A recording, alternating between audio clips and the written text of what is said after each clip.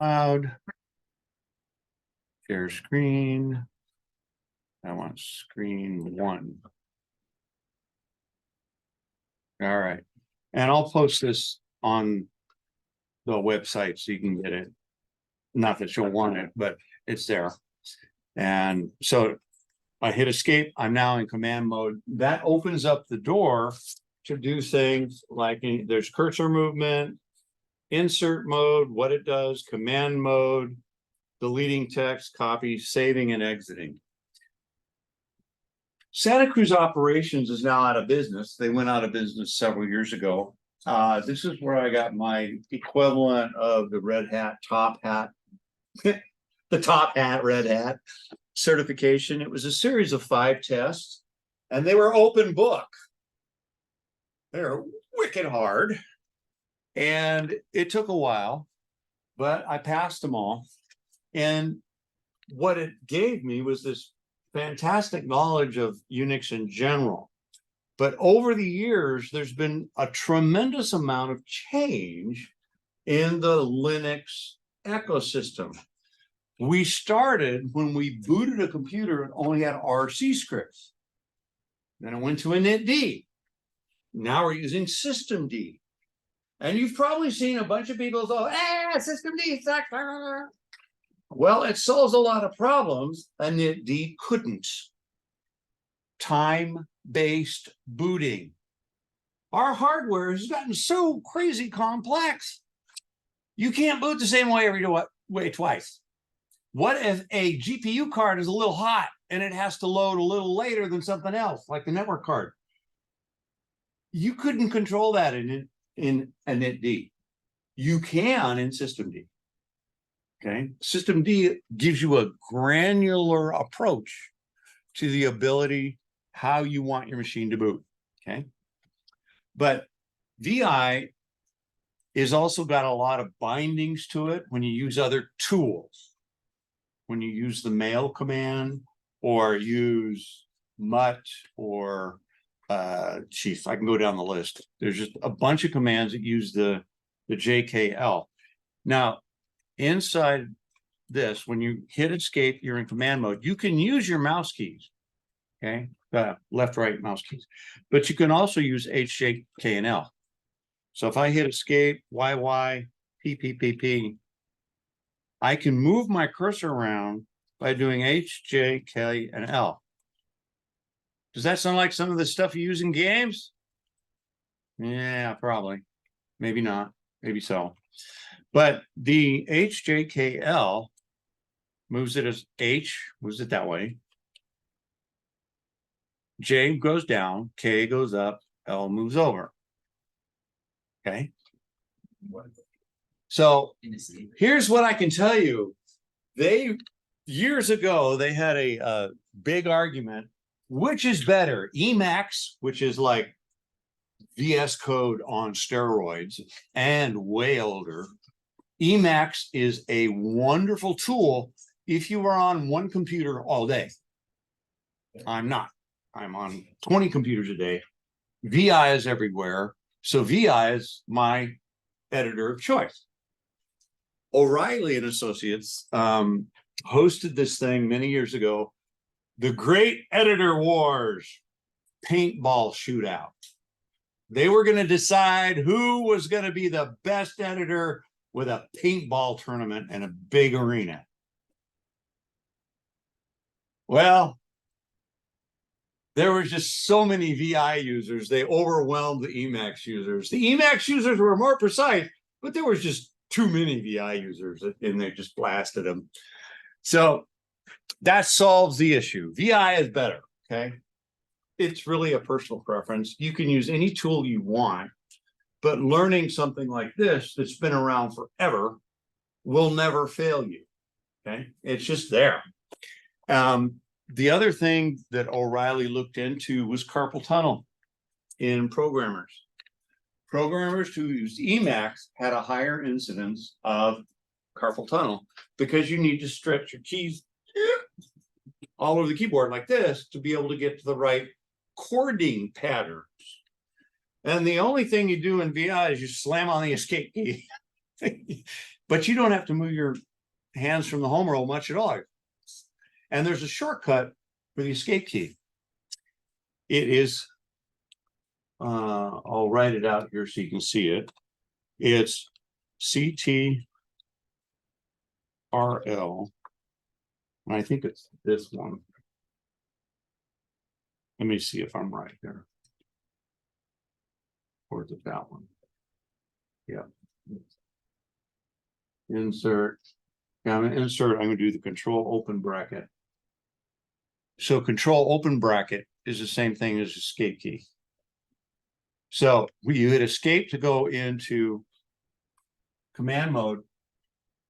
You can also use control open bracket. You know, press and hold control and then hit the open bracket. It does the same thing with escape inside VI. Okay. So you really don't have to move your hands from the home row to do editing. Okay. Now, I showed you a few little nifty tricks about VI and so on and so forth. There's a lot you can do with it. I just want you to know that it's out there, and you should get good enough on VI to do at least this much. Okay. Because it will show up, maybe not in this test out because they took VI out and put in nano. Right, I think it's just nuts. Because you're going to get on machines that are from the 80s. They're not going to have nano. I can guarantee it. But they will have VI. Okay. So, all right. Enough of my preaching. Okay. Now, I do want to show you some of the lovely quirks we get with our friend Test Out. How many have started on that thing? Okay. Start on that. The reason you want to mess around with Test Out is because Linux is my forte. I do it all the time. I do it all day. And I have a tendency to be a little bit scatterbrained when I'm in the classroom. Okay. It's just because and I have a tendency to go too fast. Okay. Because it's my strength. But I also remember what it was like when I first learned this, how painful it was with not having anybody to ask. And it takes weeks to learn how to do the simplest things. Okay. So when you get into this thing, there's a bunch of different ways to do it. It shows you the modules, shows you this thing. The lesson notes, as I mentioned, they're all blank because I'll put stuff in there and then I get to roll it over next semester, but it gets all wiped out and I put it all in again. So I just quit putting stuff in there. But as soon as you open up any one of these things, blasphemy, using the VI editor, okay? Once you open up these things and launch Test Out, notice my URL up here at the top. This is where you can do things. You can click on this thing up here, that, what do they call it? Hamburger thingy. And you just start working your way through, okay? And you just slog away.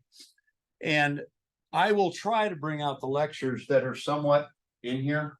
Not necessarily in order, because there are things that they cover that you need for the test. And then there's things I cover that you need for the job. So there's a slightly different slant when I don't teach to the book, so to speak. I use the book to help me stay on track. Okay. I do a lot of this stuff all the time. Okay. And like in here, there's very little on virtualization. Sorry, folks, that is today. That's now. Knowing how virtualization works is, yes, now you should know that. And I will be showing you some virtualization stuff tonight. Okay. A couple different things. Okay. And remote desktop and how that works. I will also be bringing to the table tools that you'll be using in industry that nobody will teach you how to use. Because you can't take a class on it until you get out there, and then they'll send you to school, or they'll give you a book and they say, go learn it. Okay. That's usually what happens. Okay. Get used to learning quick. Fail fast, learn faster. That's just the reality of it all. Okay. So test out, and some of you have been clicking away on this stuff. Well, here's the craziness behind this stupid thing. Me as instructor, I have to click on sync grades manually to get the grades from test out to shove into Canvas. Why? I couldn't tell you. So what did I figure out how to do today? Oh, that's great. Wildfire AI, and I learned how to automate a few mouse clicks to go do this. Set up a schedule and just make it do its thing. Okay. I don't like having, oh, I forgot to hit the click button for the grade update. Of course, I'm going to forget that. Too many other things to do. Okay. So what this does is it goes through and it tells me who's been doing what and where, and the total number of updates. So this is saying since the 12th at AM, there were 12 updates. So pretty soon, this evening, we'll see how many updates there are. This gives me a feel for how many of you are actually in here doing something. I'm not a big fan of monkey-fisted tutorials like this, but I am a big fan of you getting a job. Having the Linux Plus will get you the interview. I've seen it more than once. And some of my best students came to school, took this class only, passed the cert, landed a great job. But they also had massive depth already. They just needed to prove to the employer that they knew something. Okay. And the employer didn't know if they knew anything, but the employer sees a certificate and says, oh, you must know, be smart enough to pass it, that kind of test. That's what it says. Okay. So far, we've had one update since 7 o'clock this morning. Go team. It's your future, not mine. Okay. I'm a little more relaxed about all that stuff because I'm assuming you're here because you want to be. And one of the things that is not really taught is the diligent practice piece. That has to become a part of you or you won't land that good job. I've had students pass everything with A's, but they didn't put the diligent practice in, and they come back and change their major to something else because they didn't put the time in. They couldn't pass the interview. They couldn't pass the interview questions. They didn't know enough they didn't build a network at home. They didn't know what DNS was. And I said, yeah, they learned it for the test, but they didn't apply it. Okay. That's how it comes to life. Okay. Enough of that. All right. Well, let's get out of here. Let's talk about virtualization. And how many options do we have in this space? Okay.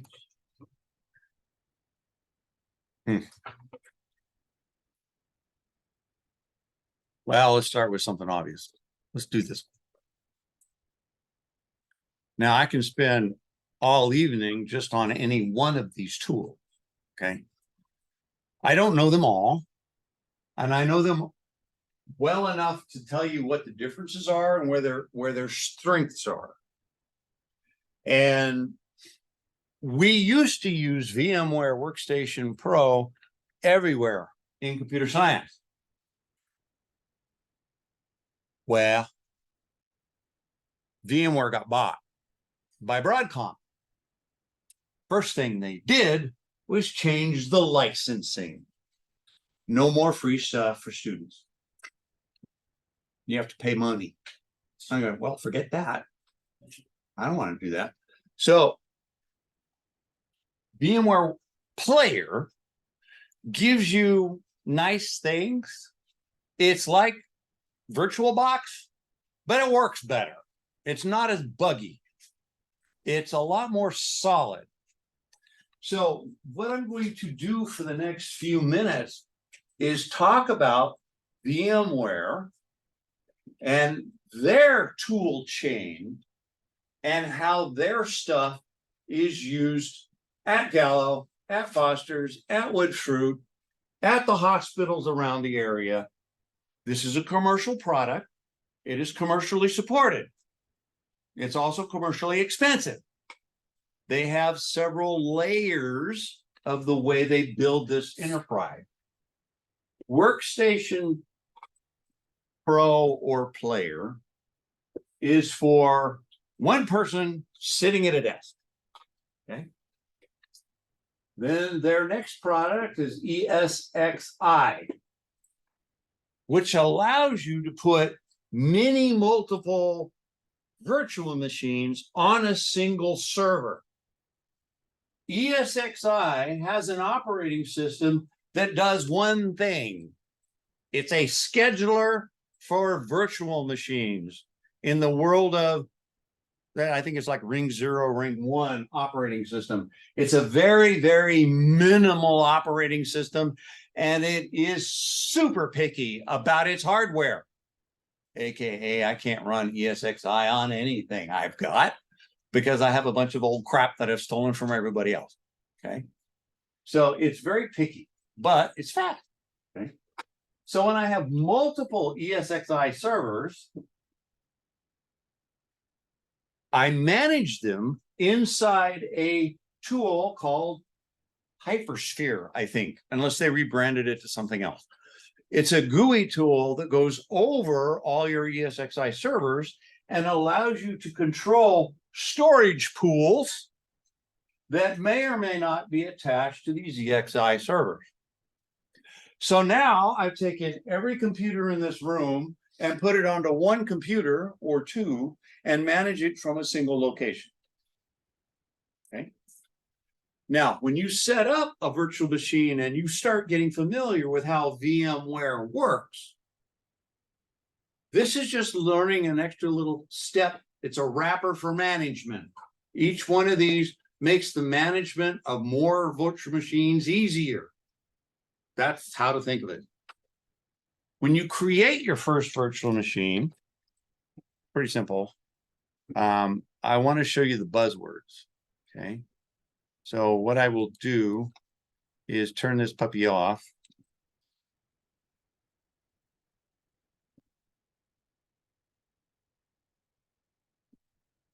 And I will explain some of the flags in here. Now, I will say that the terms themselves are not difficult, but if you've never seen them before, you don't know what they mean. That's my job, to tell you what all this stuff means. Okay. All right. So I will, let's see. Will this let me, what is setting? Aha. Here we go. Sorry for the people in the back row. I don't know if I can make this any bigger. But what happens is these settings all mean something. How much memory am I going to allocate to this virtual machine? If you've got a machine with 16 gig, you probably don't want to give it 16 gig to your virtual machine because it's take all of its time swapping between the virtual machine and the host OS. This runs on Linux. They have a different named product, I think it's Fusion, that runs on Mac. And then on Linux, it's called VMware, again, VMware Workstation or Player. It's also free on Linux. It has some advantages where it lets you play sound through the virtual machine to wherever, so you can connect your virtual machine from anywhere and you play sound from your virtual machine to wherever you are. That's kind of cool. It allows you to do some tricky networking. You can control the size of the hard drive. You said Linux twice. I said- Windows too. Yeah, Windows, it runs on Windows. I think Fusion is the name of the app for Apple, but it's the same basic idea, same basic tool. But play with, download it for free and play with it. It's not going to hurt anything. And building an operating system in this is actually really easy, and it plays well with Windows. Microsoft and VMware had a lot of camaraderie until they got bought. And now Microsoft is kind of reinventing the wheel with some of their own stuff, which is what they typically do. And you can set the memory. And the part I want to bring out that doesn't make sense in the literature is this network adapter thing. You have options. What are they? What do they mean? Let's start with NAT. NAT stands for Network Address Translation Protocol. And what this does is it shares the IP address of my machine. It creates a subnet and it routes it out. Okay, works great. But my virtual machine has an IP address you can't get to, even though you're on the same network as this machine. It's because it's behind a router, just like your machine at home. Okay. Now there's ways around it. That comes later. The next one is host only. That means it's not available at all to anybody, which is great. I had students in my final projects class, they used KVM and VMware. They built an entire enterprise in both of them. They really learned virtualization. They built a Windows deployment server, and they set up how to fire up a Windows 7 machine, all done in a virtual arena. And his notebook, he did it on about 32 gig. It was pretty remarkable. Took a little while for everything to run, but it worked. Not today. Bridged will work at your house, but not on campus. You go, why? Bridged talks to the DHCP server and pulls down an IP address that's on this same subnet, which means you can talk to this virtual machine if I'm using bridged networking.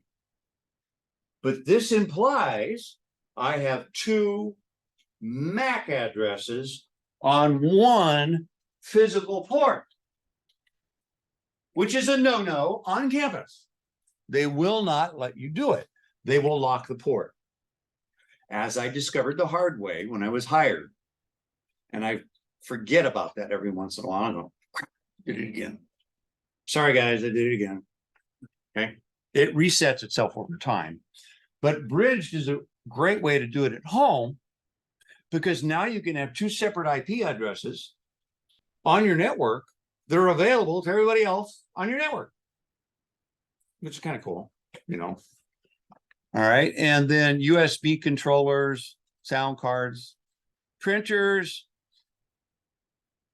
I have a hate relationship with printers in my entire career. Printers have given me more heartburn than anything.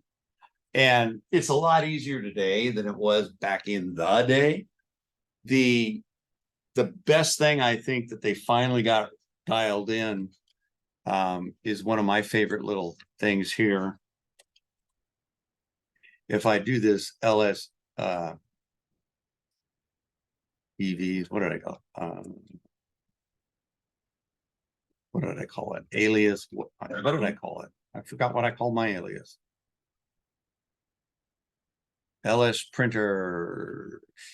What did I call it? LPs. That's it. Let me make this bigger so you can see it.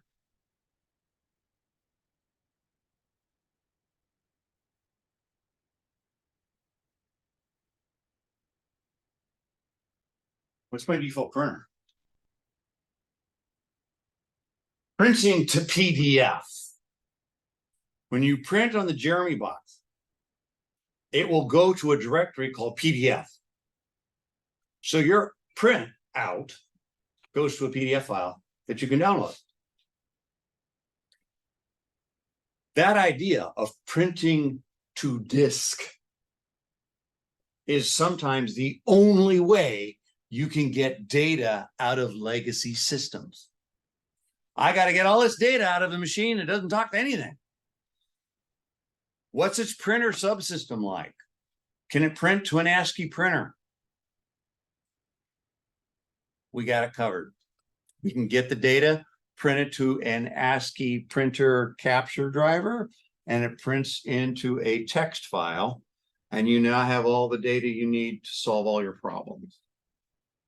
And you've just given yourself a huge raise because nobody could figure it out before you. Okay.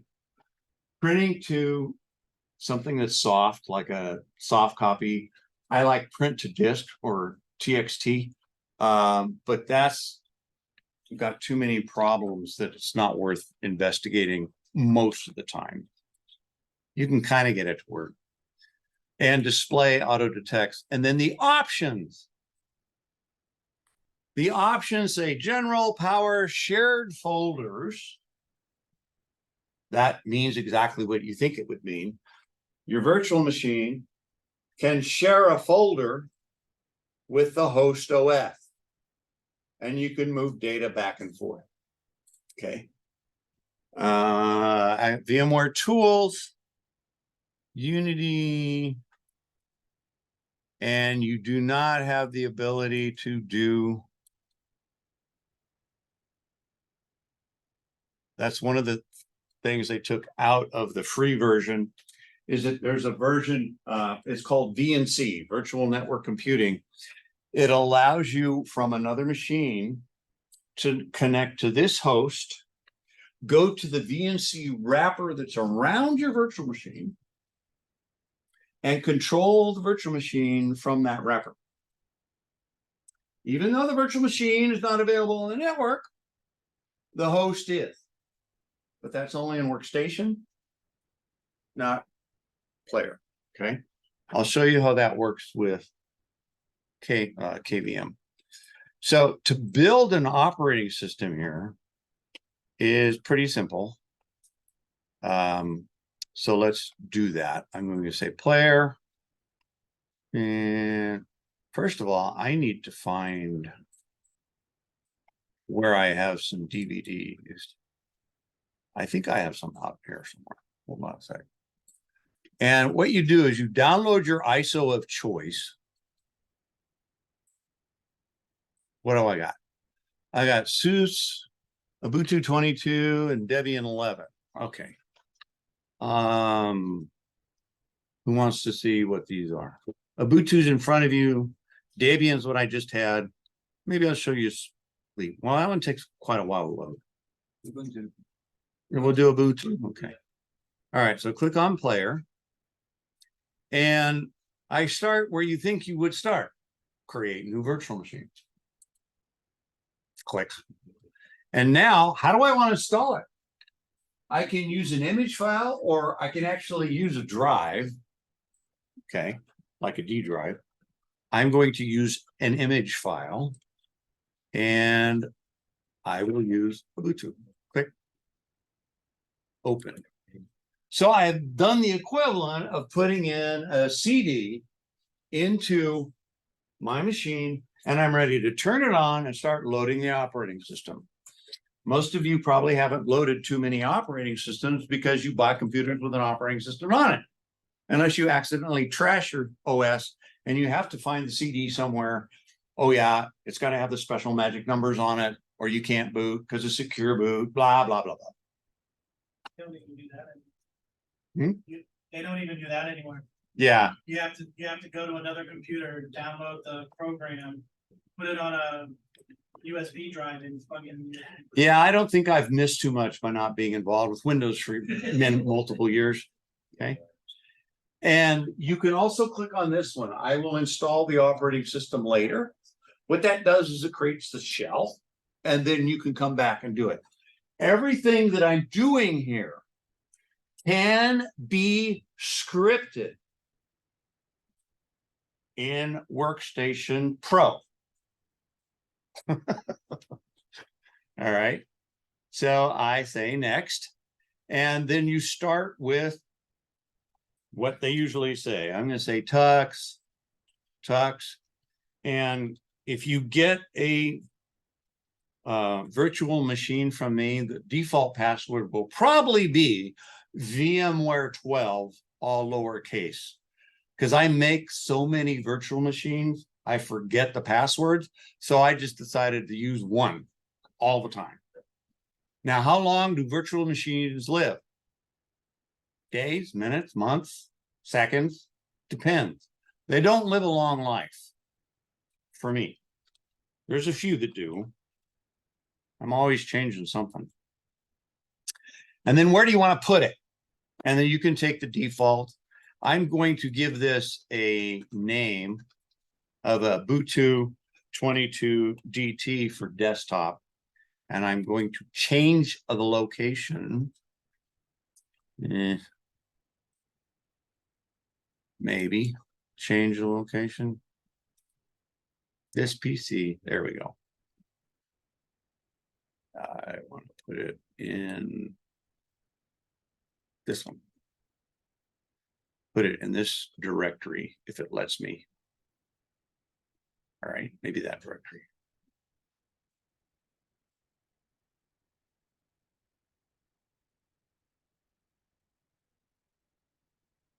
There we go. So I'm putting it on my F drive, which I think is an SSD. And it says, appears to contain an existing virtual machine. Having two virtual machines installed on the same node can cause problems, including loss of data if the two virtual machines have the same name. Would you like to continue with this location? I'm going to hit cancel and say DT2, just in case the name is the same. See if I get the same error. Yes, now I'll say go. Now this, I want my disk size to be 20 gigabyte. You can choose to allocate all 20 now and wait and wait. Please wait. Please wait while it allocates 20 gig off your native hard drive. I virtually never do that, but I almost always store it as a single file. Why? Because I'm moving between VMware Workstation, KVM, QEMU, and back again. And it makes it easier to import and export your disk images if they are one big blob of data. Problem, they won't fit on your floppy drive if it's formatted with FAT. They won't fit. You need to format it in TFS so you can get your data out there in one big 20 gigabyte blob. And 20 gigabyte, now since I say, we'll click here, and you do not have to do this. You can split it, doesn't matter. But when you create this, you don't have to allocate all of the space. A base install of Ubuntu only takes about 5 gigabytes. So that's all it's going to use. It's allocated, but not used. Okay. Kind of like in accounting. The money is allocated, but you can't touch it because it can only be spent on XYZ. Okay. So go next. And this is where you can customize the hardware. I'm going to take the defaults because of NAT. And I click finish. And this is just like booting native hardware. You can boot into BIOS on your virtual machine. Think about that for a second. That's like having real hardware, and you can change your BIOS. You have the same hardware as your main computer, right? Yeah, it's actually the VMware includes that as part of their wrapper. They actually have a BIOS layer that the operating system connects to, and then you could boot into BIOS and change things that you would normally do in a BIOS. Okay. Yeah. So if you change the files on that virtual machine, nothing will be changed on the main computer, right? Right, it's only for that virtual machine. That is true. When you change the BIOS settings here, it's just for that virtual Yeah. machine. Okay. So, oh, nice, pretty music. So that means, where's my virtual machine? Here. Where's my speaker? Here. What happened? My sound from the virtual machine went through the host OS and came out all this contraptions automatically. That's kind of cool. All right. And I'll just take a bunch of defaults here.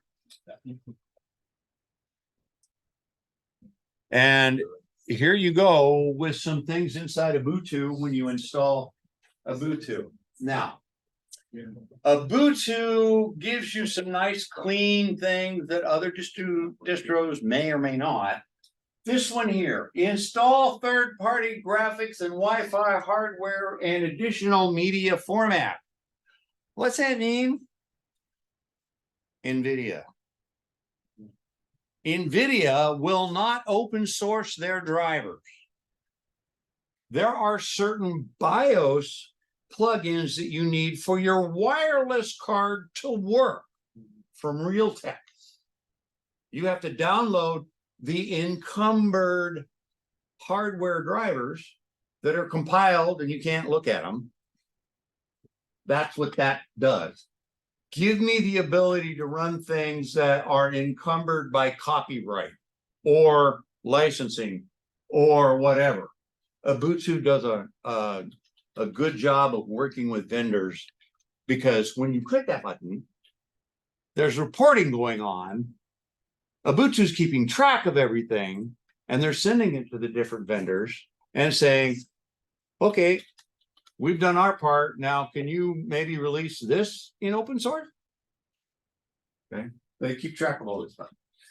The minimal installation is just that. It's very minimal. Okay. And downloading the updates while installing Ubuntu, why not? That way you don't have to go through the update process after you install it. So I'm going to add this one just to see what it does. And I hit click. And then I just let it go through its process, because now it's talking out to the Ubuntu server somewhere, loading up all the software it needs, bringing it all back in. And now it says, what do you want to do? If you can, let's say you got an old PC and it's got Windows on it, you don't want to wipe it off. You could create a dual boot system.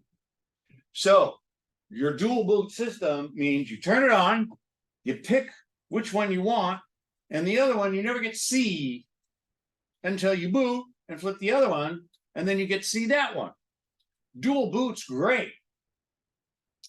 VMware Workstation Pro allows you to boot from a raw disk image. So if you have a dual boot machine, you can put VMware Workstation Pro on it and boot that raw image off your hard drive into your virtual machine. Caveat emptor, it's not easy and it got all kinds of problems, but it does work. You kind of have to know a lot about your respective operating systems. Not for beginners, okay? And continue. And now we just let it do its thing.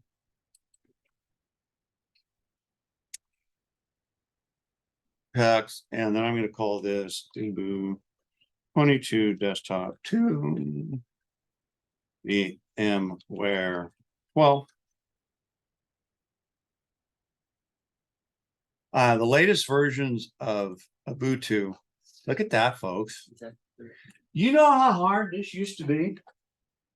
It took 2 days to get a Linux box connected to Active Directory. Literally 2 days. Because of the way they just wouldn't talk. And then there were some formal agreements between Ubuntu, Red Hat, SUSE, and Microsoft to make this process easier or easy. Okay. So you can actually make a Linux box part of Active Directory. Okay. And Active Directory is cat's meow, as they say. I'm not a big fan of it, but it's got all the market share. Okay. All right, and I'll say log in automatically and click on continue. And then it gives you the little slideshow that you can watch. And then down here at the bottom, it says easy install is installing a Bluetooth 64-bit. Internet connection is required for a Bluetooth 14 and higher to install Open VM Tools. What is that? Open VM Tools is a thunking layer that works between your virtual machine and your host OS, so you can copy and paste between the two. That's something we expect. Well, it wasn't always there. And if you boot an operating system like Alpine, which is text only, you will not be able to copy from your host into Alpine. Okay. As you can see, this isn't that hard. You just put VMware Player on machine, download the ISO for the desktop, click, push, start following buttons. Do it a bunch of times. Get in here on the Linux box, trash it. Put Nano out there.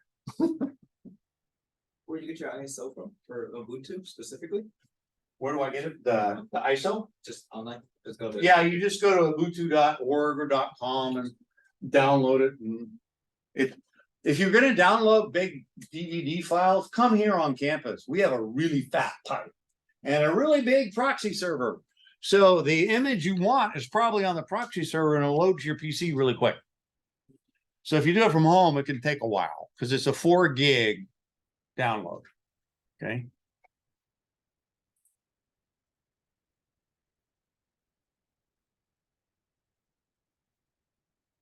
So VMware makes life easy for administrators because we had a big installation at Foster's and PG&E paid us money to implement VMware to drop our power costs in the computer room.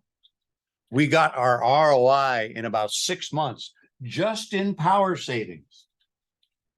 When you consolidate a room full of NT servers that were doing about 2% work to one big box, that's some optimization and standardization. Every little NT box was different. It was an interesting, fun, nerve-wracking project.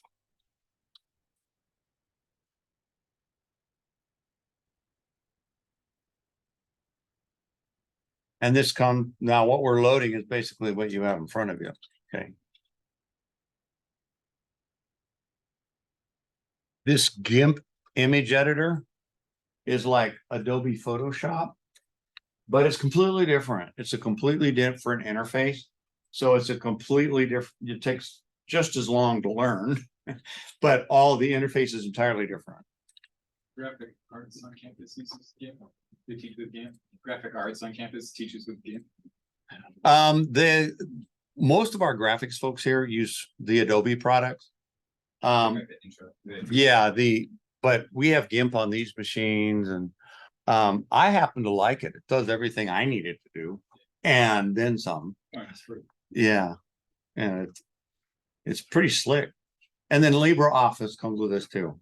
LibreOffice it has the look and feel of Office 2003, 2006 or so. But in some ways, it's way faster than Microsoft. I use it for all my spreadsheet stuff, and it keeps getting better. So this LibreOffice is basically the open source Microsoft equivalent. Okay.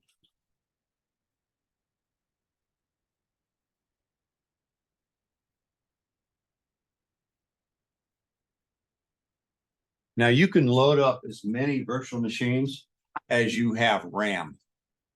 So the more RAM you have, the more virtual machines you can have.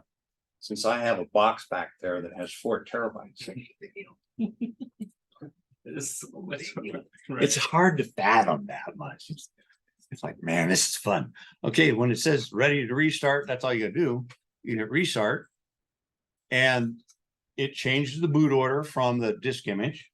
And then it boots off the hard drive, which is nothing more than one giant chunk of disk. It's a pseudo volume hard drive. And then if I hit click in here and hit escape, I can see what's happening. Escape shows you the boot process. This, you'll be learning this in your test house. It's called the D message log. It is all your var messages, var log files, all that good stuff. And you can connect all this stuff if you want. Skip. And let's see. No, I do not want to do that. Legal notice, next. No. Next. Okay, location services. Did you know that if you are an Android developer and you want to use Bluetooth for your device, you have to implement geolocation? I want to use a Bluetooth speaker and you want to know where I am? They're watching. Okay. And it asks you all these things. Tracker settings.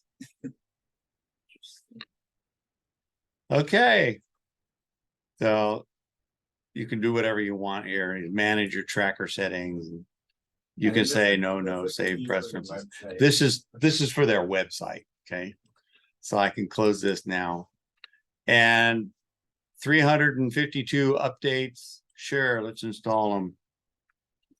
And as this goes, now it's asking for my, when you create a Linux user, in the world of Ubuntu, the first user created is the admin user, the SUDO. That's all in test out. What is an SUDO user? It means do the job as root, but I'm the standard user. OpenSUSE, Red Hat, default Debian, you have a user and you have root. This guy is not going to be root, okay, unless you specifically tell them. Ubuntu out of the gate is a, you know, you want to say secure or insecure. It's set up in a user-friendly desktop mode first. Can I take desktop and harden it and turn it into a server? Yeah. Not very hard. You just have to flip a few switches here and there. So you know how like Windows has like user mode and then kernel mode, right? Does Linux have something like that? Or is that the pseudo that you're talking about? First of all, you'll have to educate me. What's the difference between kernel mode and user mode in Windows? And like kernel is where like all the processes are like created and handled. Okay. And, like if you write code or like a kernel driver and like if it fails, like the whole system, you get a blue screen of that and it crashes. So the only way to get that around there is in the administrator, right? Yeah. Yeah. The best way to describe this is that when you are the root user, ID 0, on a Linux box, you are God, the giver of data. You are everything. You are beyond administrator in the Windows world. Because when you're an administrator on this local box, you still cannot join yourself to a domain unless you are a domain administrator. On Linux, as long as you stay away from Microsoft stuff, you can do anything you want. I'm going to create an NFS server and I'm going to set it up and distribute to the planet. You can do that. You don't need permission from anybody else to do that. Active Directory is a version of OLAP, online, well, excuse me, Open Directory stuff. It's called ODL. I can't remember all the buzzwords, but it's basically the X501 login stuff. Microsoft took it, twisted it, rebranded it, and took all the ideas that had already been around and embraced and extend the market share, and now everybody uses Active Directory. Okay. But all the original ideas came from stuff that's still around. Okay. All right. And we'll get into Snapd and all that other stuff later. That's also very interesting stuff. Flatpak, Snapd. Anybody heard of those? Okay, a couple of you.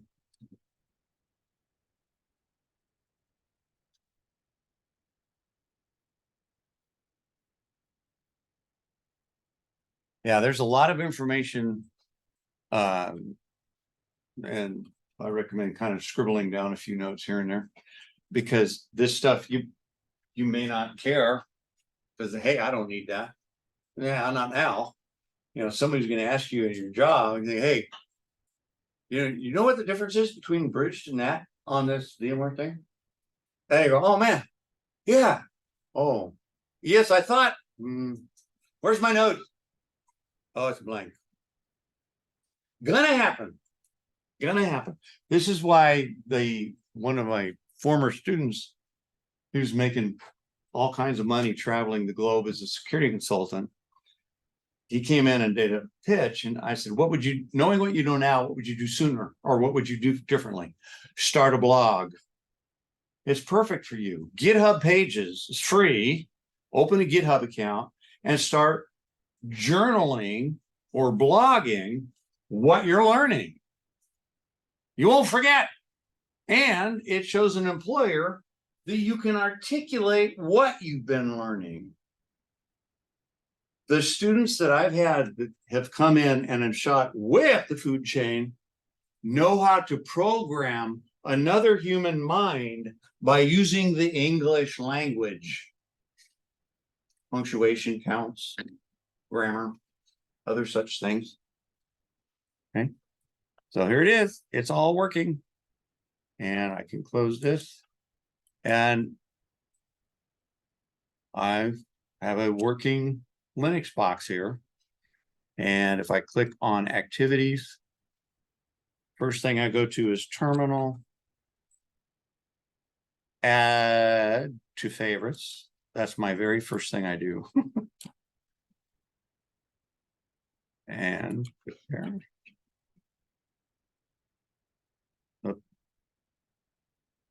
See how it went little and big? It shows you what's going on. So there it is. And there's a bunch of things I personally do for post install. That's all it took. So I'm now on the network. Let's see what my IP address is. I think I might be able to make this bigger. So I have an IP address of 192.168.130. Is that you guys? That's part of VMware Workstation. VMware Workstation has a DHCP server built into it. So when I create a virtual machine, it pulls a DHCP address from the VMware player and binds it to this IP address.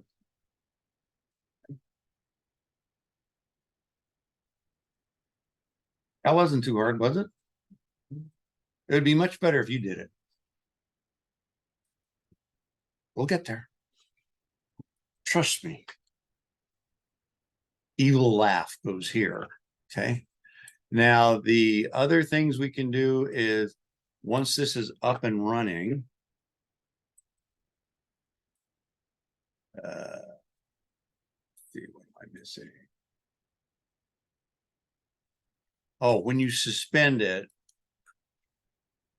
this is kind of cool. What it does is it saves that machine in the state it is in. So if you're in the middle of copying a file from point A to point B, and your machine reboots, and you set the default to suspend, it takes everything that's going on in there, suspends it, and then your machine comes back and you unsuspend it, it will pick up where it left off. Almost always. Not perfect, but it's pretty darn close. So I now have 2 virtual machines. So I can say, power that one on. And I can power on the other one. Oh no, You can't do that in VMware Player, sorry. VMware Player will allow you to run one and only one VM at a time. Okay. Workstation Pro lets you do load as many as you want. Okay. All right. Power off. Now we'll move on to something a little different.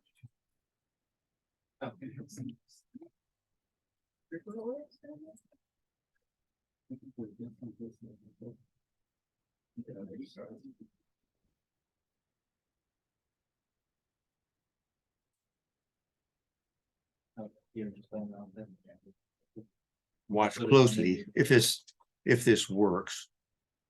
Let's see if my machine talks to me again. Well, looks like it died.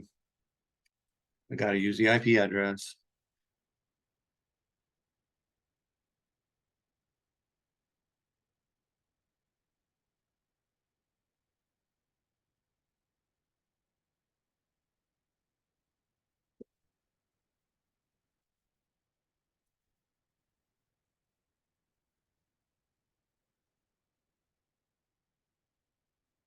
What happened? What am I doing?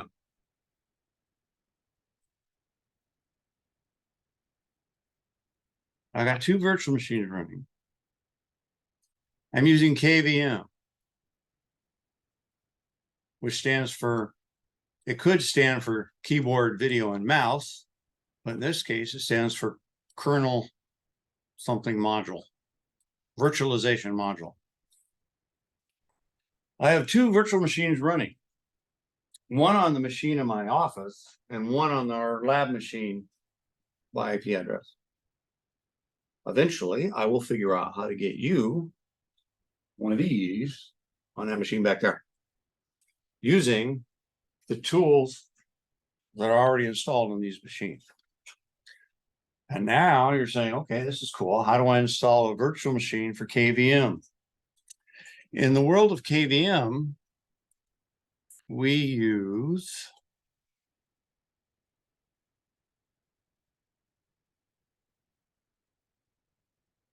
and I don't know if this will display on my screen or not. I don't think it will. There's some X Windows tricks I got to do to figure this one out. But on your desktop, type in virtual manager. See if you just type this in. I'm curious to see it this one in the command line. Is KVM for Linux? Well, KVM is for, you can run KVM on Windows, but most people don't. Because KVM is optimized for the Linux arena. You can run Windows as a KVM inside of Linux. But that requires a bunch of funking layers, but you can get it to work. Okay.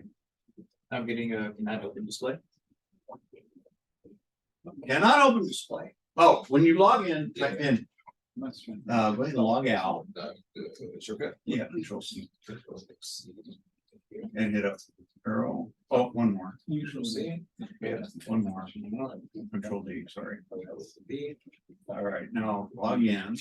Oh, yeah. If you're using the Jupyter notebook, no X. No X in Jupyter notebook. We have to use the command line from these guys. So I'll use maybe I can use that virtual machine. Let's use, I don't know if this will work. Maybe this is quite. All right, I'll go here. So I'm on a virtual machine in my office.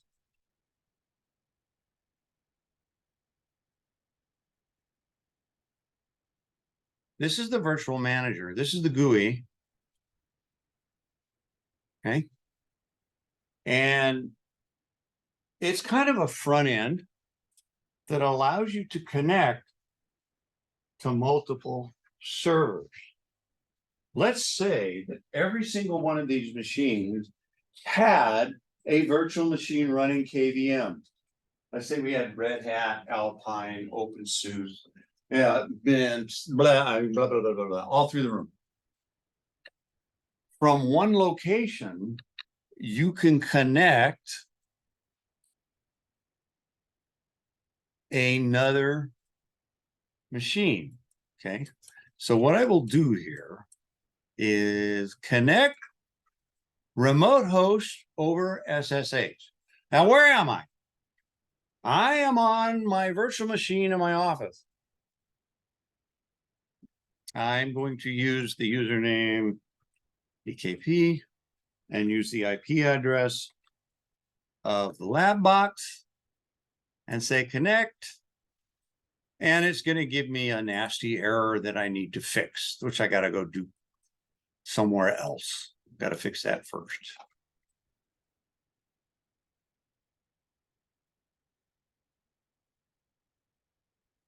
But so many things to learn. This is SSH keys that are all screwed up. So I have to fix it by doing this. And now I should be able to do that thing again. Say connect. We'll try again. We'll see what happens. If not, well, I'll try to get it working next week.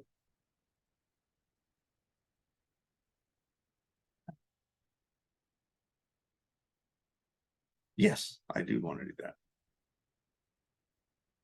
Will it connect? It doesn't look like it's going to connect. Nuts. Anyway, if the infrastructure and all those SSH keys work, you can connect to multiple machines through this one little virtual manager. Okay. And setting up a machine is the same. You click on create a new virtual machine. You got your ISOs laying around somewhere and you say, let's start one. And off you go. Oh, I know what I did wrong. I need to do this. SSH -Y to my, because this is a virtual machine on my host. I need to connect to the host. Yeah, you can get lost.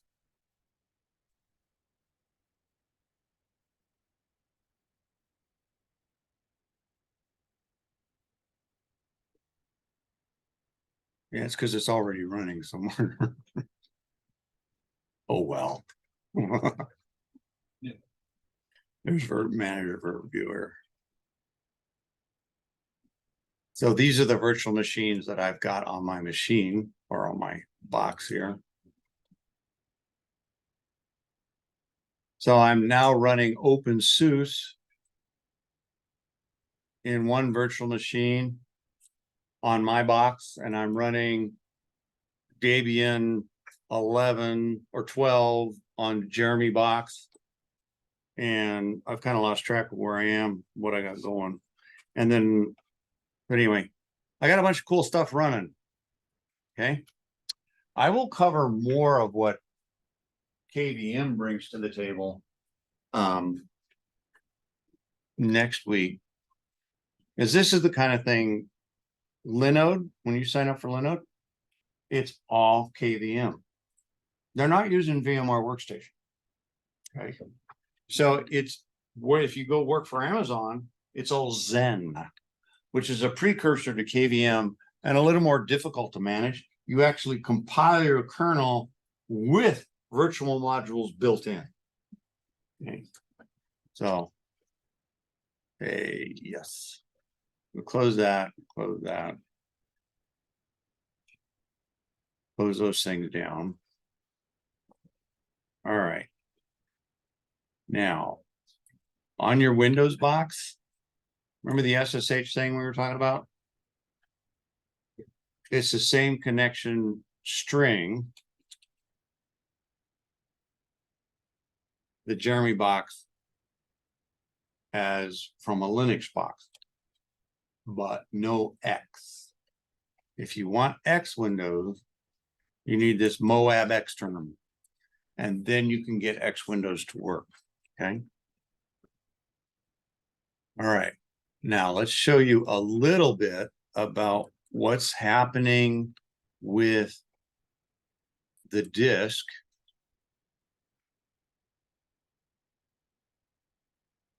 This right here, this VMDK, do a quick Google search.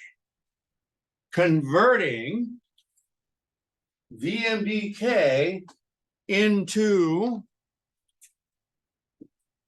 QCOW2. Yes, super cow powers. Don't ask me where that came from. Okay. It's kind of a fun, it's got some history behind it. Super cow powers. Canadians, what can you say?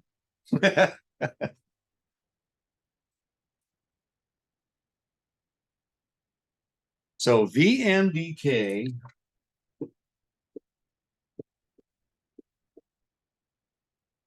how many different tools can you find? There's tools that are part of the QEMU tool chain. There's tools that are part of the VMware tool chain. And there's other stuff out there that I don't know about. But I can convert the VMware disk that I just created to run on KVM. I can also take the KVM that I just created and convert it to run in VMware. Workstation Pro, I know works. Player, I don't know. I haven't tested that yet. Okay. So you can actually import and export your virtual machine across platforms. You can also take your virtual machine and push it up to Amazon and put it out for the whole world to see. Of course, that means ka-ching, ka-ching. It gets expensive quick based on how much of whatever it is you're using. Okay. So, is your brain full? That's just one piece of this monstrous puzzle.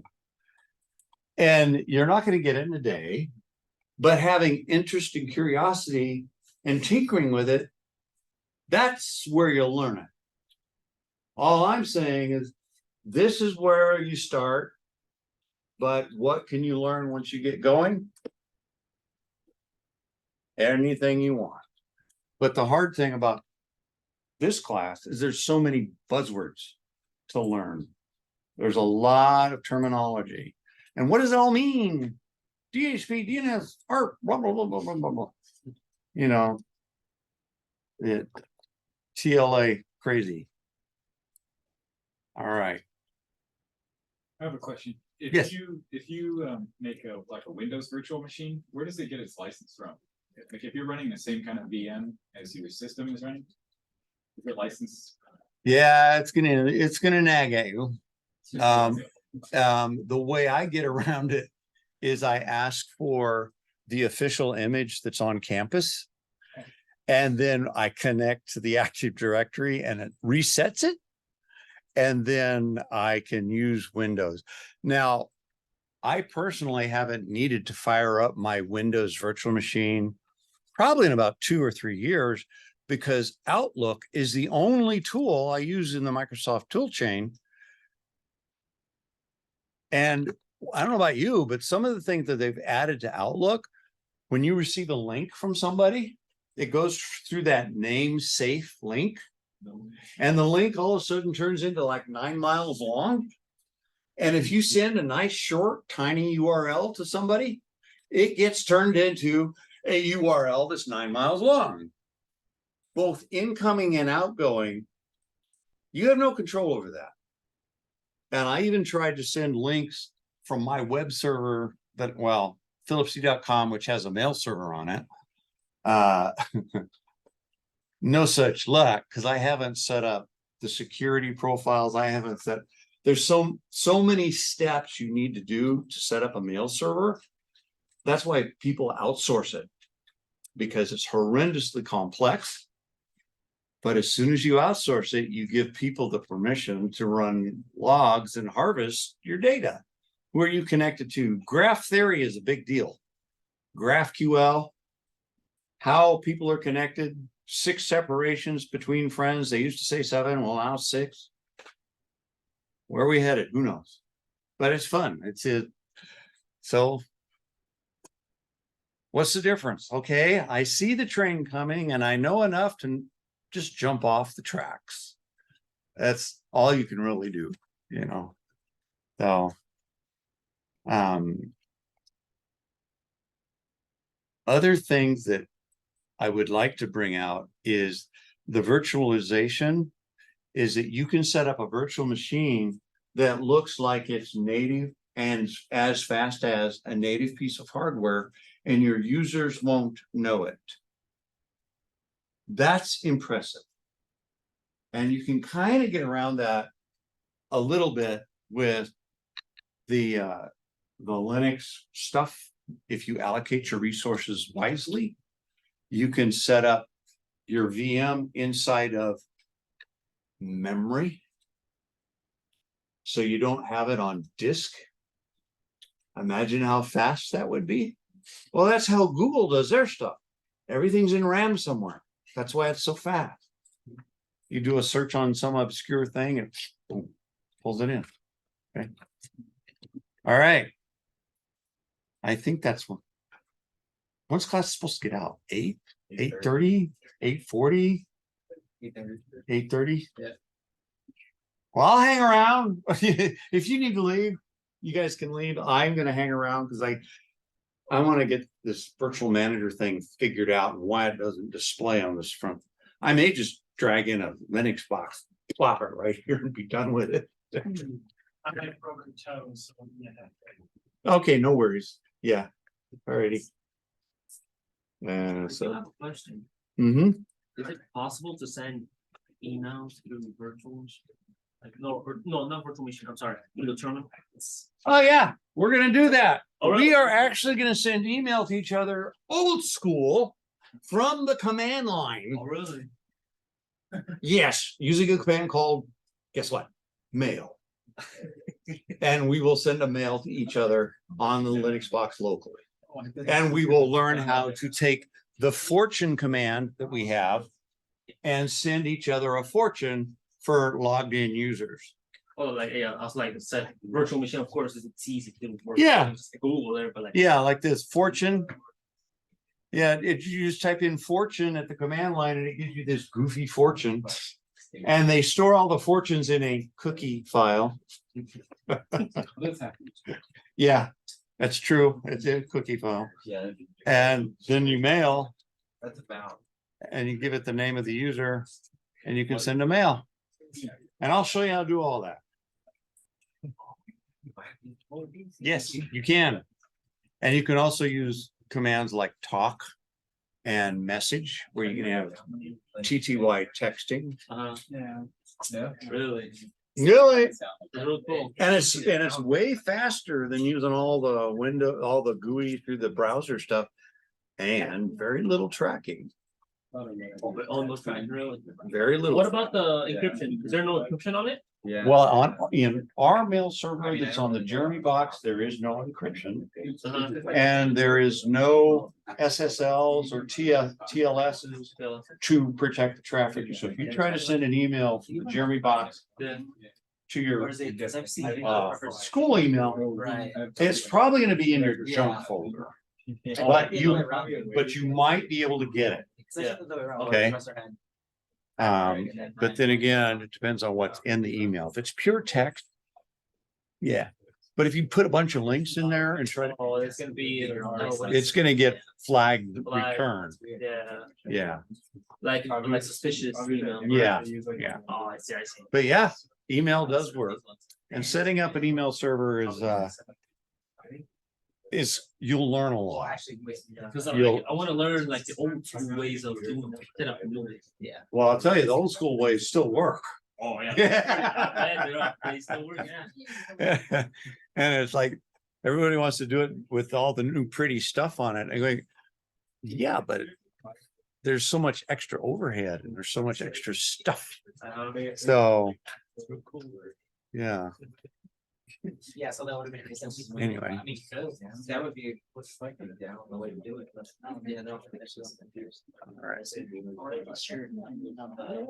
oh, that looks slick. Right. I hope you don't mind, but put your emails this. Yeah, that's fine. Yeah, that's fine. Yeah, I actually had somebody call me and ask about, and they said, who do I contact? I said, well, talk to this guy, Ben, and I forwarded the email. Okay. So it worked. Yeah, I didn't know if like, cause I know that you might get spam. Oh, no. I'm not too worried, because they have really good spam There might folders. not be a Okay, okay. I'm not too worried. Yeah, this is pretty Glad you cool. liked it. It'll be fun. Thank You bet. I mean, it's fun.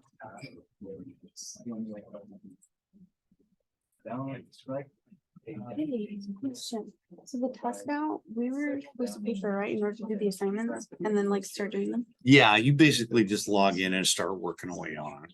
You're not supposed to pay for it? Yeah, you have to pay. Yeah, for it. right, okay, cause I, Yeah, it's $129. yeah, I saw that, but I wasn't sure if it was like a requirement or if it was optional. That's the book. That's how I'm gonna give your grade, Yeah. because the stuff we do in class, Mm-hmm, so far, there's been no grade. mm-hmm. So yes, you're So gonna need just the work book. through them. Yeah, Okay, and when you work through the book, it will give you, what's gonna happen is between what I'm giving you and what you're learning in test out, that'll kind you're of, gonna get a really together. nice okay, deep yeah, look at what this thing called Linux is. And then you're ready to right, pass a certification. right, cause I started the test out, but like I said, I wasn't sure, but okay, got it. Yeah, no worries. Thank you. It is expensive, I get it. Yeah, worth it, I mean, if it helps in these. Yeah, things, yeah. Right, And you have access to it for 18 months, yeah, that's what. I which is, did. it's not like some of the other ones, it's one semester. Are we gonna do the whole thing? Or Yes. just like half? But no, We are we're gonna do the go whole- through the whole The whole thing thing in one semester, okay, in one semester. that sounds fun. Yeah, There's no due dates, right? It's just. yeah, it's just Go as through you, it you kind of have to set up your own work Right. plan. In I'll order to finish it, I'll mention that next week about how to schedule your work. okay, Because if you set it up to do a little bit every day, you're gonna get through it. yeah, But if you wait a week and then try to catch it up, right, yeah, you're good. I have a whole week. Flame to out, Catch yeah. up, so, Yeah, okay, thank you. you bet. I had a question on test out. Hmm?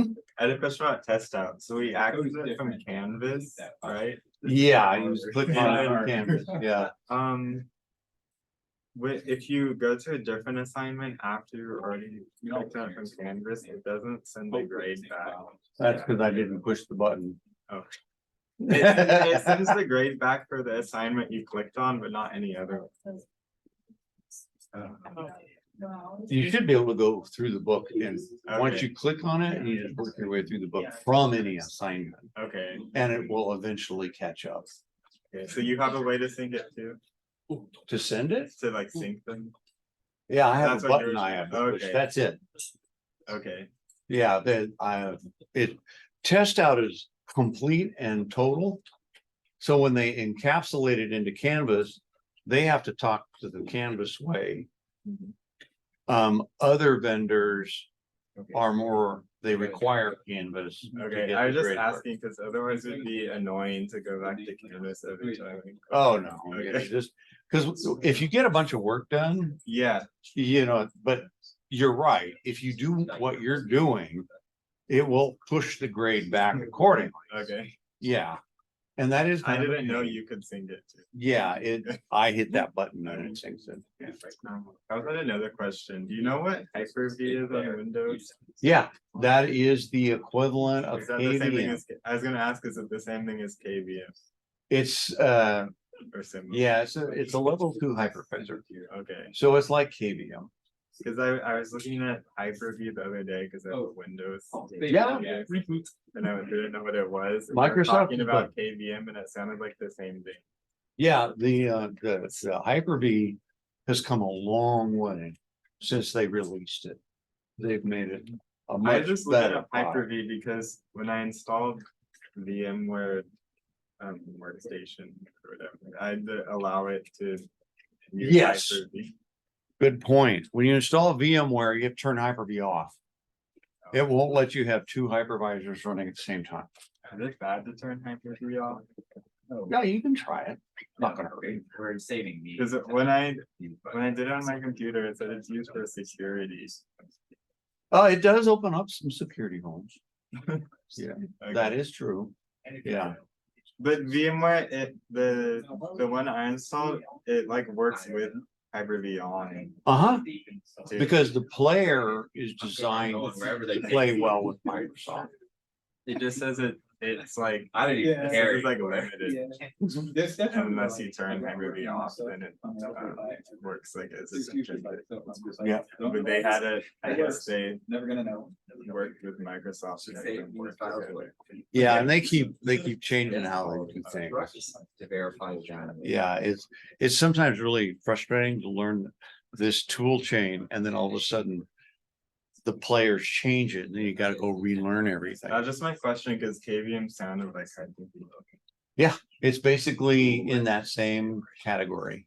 Can you were showing the virtual manager So- program? Mhm. Tech power Is shop. that similar to VMware?